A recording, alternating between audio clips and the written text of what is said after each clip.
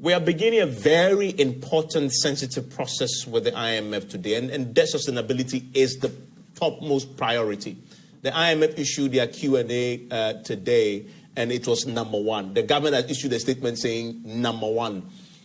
Is there any lesson there? What should be the approach, if you may, very briefly?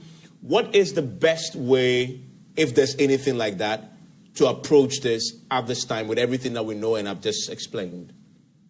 Well, the fact that you have an IMF program, yes, of course. Most of these initiatives are no longer working. But remember when they were working for us? We were in an IMF program. The IMF did not push us to do ESBA.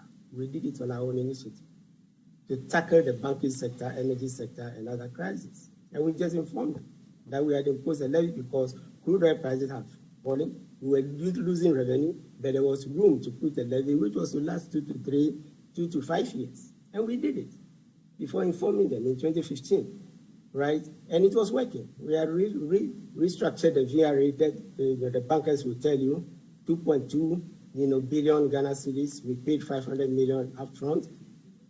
What I'm saying is that we should have a medium-term perspective that one day, and that was the motivation for the homegrown policy, we will be out of the IMF program. If we did everything well during the austerity period, which is a short term, but the medium term is waiting for us. Do you know when you have COVID? It was out of the experience of crude oil prices falling, out of the experience of the global financial crisis, doomsaw and all those, that we created a stabilization fund. You build it up when the times are good. 3 oil fields, could we have done more? Yes. So I would say in the context of your presentation, one, we are a middle income country. We would not get, those types of concessions, on the table. 2, yes, the focus now is debt. But we are talking about debt, and I know your topic is debt. But remember, debt is a product of revenue minus expenditure, which is higher, and you have a deficit, you borrow, and you must repay, and your amortization.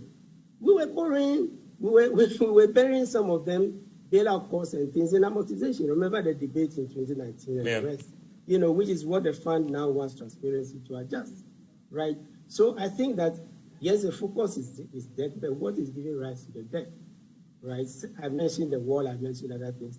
If there are initiatives, which we cannot finance, like the e-school, the total number we wanted to do, I've started it several times, we should slash it because that is going to be part of the program. So we are looking at that. We are going through a painful discussion. The more painful discussion is when it comes to expenditure, because this is just debt, and we are discussing debt because the fund is saying that you must have return to a sustainable debt path through a DSA. And that's why we are discussing that now. But it doesn't mean that that is the whole picture. Okay.